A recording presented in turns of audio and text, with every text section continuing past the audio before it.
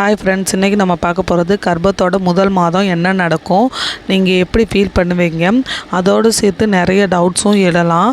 அதை பற்றி நம்ம இந்த வீடியோவில் பார்க்கலாம். அதுக்கு முன்னாடி நம்ம சேனலை சப்ஸ்கிரைப் பண்ணி பெல் பட்டனை கிளிக் பண்ணி ஆல் ஆப்ஷனை கிளிக் பண்ணி வச்சுக்கோங்க. வாங்க வீடியோக்குள்ளே போகலாம்.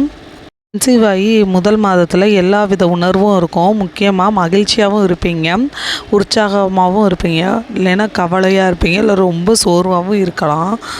நீங்கள் கன்சீவாக இருக்கிறது உங்களுக்கு ரொம்ப சந்தோஷமாக இருந்தாலும் உங்கள் வயிற்றில் ஒரு வித அழுத்தம் இருக்கும், ஒரு புதிய உணர்வு ஏற்படலாம். இந்த டைமில் உங்கள் குழந்தையோட ஆரோக்கியத்தை பற்றிய கவலைகள் உங்களுக்கு வரலாம். பெற்றோராக போகக்கூடிய நீங்கள் உங்கள் குழந்தைக்கு தேவையான ஊட்டச்சத்து நிறைந்த உணவுகளையும் கரெக்டான பழக்க வழக்கத்தையும் கொண்டு வரணும். இந்த காலகட்டத்தில் நிறைய மனநிலை மாற்றங்கள் ஏற்படலாம். அந்த மனநிலை மாற்றங்கள் ரொம்ப கடுமையாகவோ இல்லை தீவிரமாக இருந்துச்சுன்னா டாக்டர்கிட்ட நீங்கள் மனசு விட்டு பேசணும். அவங்க சொல்லக்கூடிய உடற்பயிற்சியை செய்கிறனால உங்களோட மனதுக்கு கொஞ்சம் அமைதி கிடைக்கும். பொதுவாகவே கன்சீவான ஃபஸ்ட்டு மாதத்தை யாருமே கண்டுபிடிக்க மாட்டாங்க. ஒரு சில அறிகுறியை வச்சு நீங்கள் ஃபஸ்ட்டு மாதத்தில் இருக்கீங்கன்னு கண்டறியலாம். ஒரு சிலருக்கு வாந்தி மயக்கம்லாம் வரலாம். பொதுவாகவே உங்களோட முதல் மாதத்தில் மாதவிடாய் காலம் தள்ளி போகிறத வச்சு தான் நீங்கள் கண்டறிய முடியும் கன்சீவாக இருக்கீங்கண்டே. முதல் மாதத்தில் உங்கள் சிறுநீரில் அதிக அளவு HCG அப்படின்ற ஹார்மோன் சுரக்காது.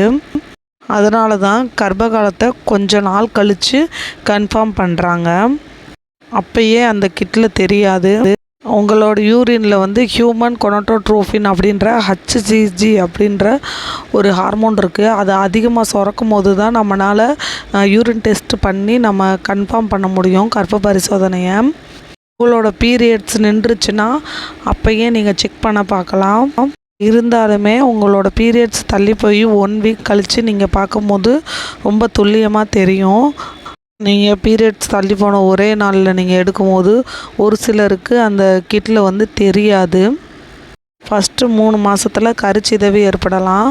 இது 10% கர்ப்பத்தில் ஏற்படுது. கன்சீவ் ஆகி முதல் மாதத்துலேருந்து 3ஆவது மாதம் வரைக்கும் என்னென்ன பண்ணக்கூடாது, என்னென்ன உணவுகளை தவிர்க்கணுன்றதை டாக்டர் சொல்லுவாங்க. புகைப்பிடித்தலை தவிர்க்கணும். புகைப்பிடிக்கும் தாய்மார்களுக்கு பிறக்கும் குழந்தை பிறவி கோளாறோட பிறக்கும்.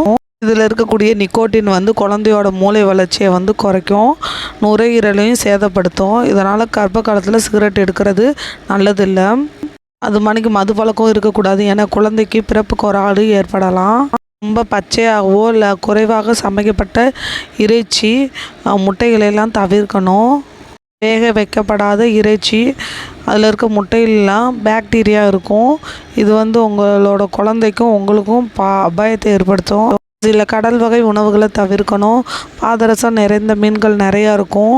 அந்த மாணிக்கு மீன்களை எடுத்து சாப்பிடக்கூடாது. பாதரசம் நிறைந்த மீன்கள் எப்பயுமே அசுத்தமான நீரில் தான் இருக்கும். இது எடுத்துக்கொள்கிறதுனால அதிக அளவு நரம்பு மண்டலம் பாதிப்பும் நோய் எதிர்ப்பு அமைப்பும் குறையுது.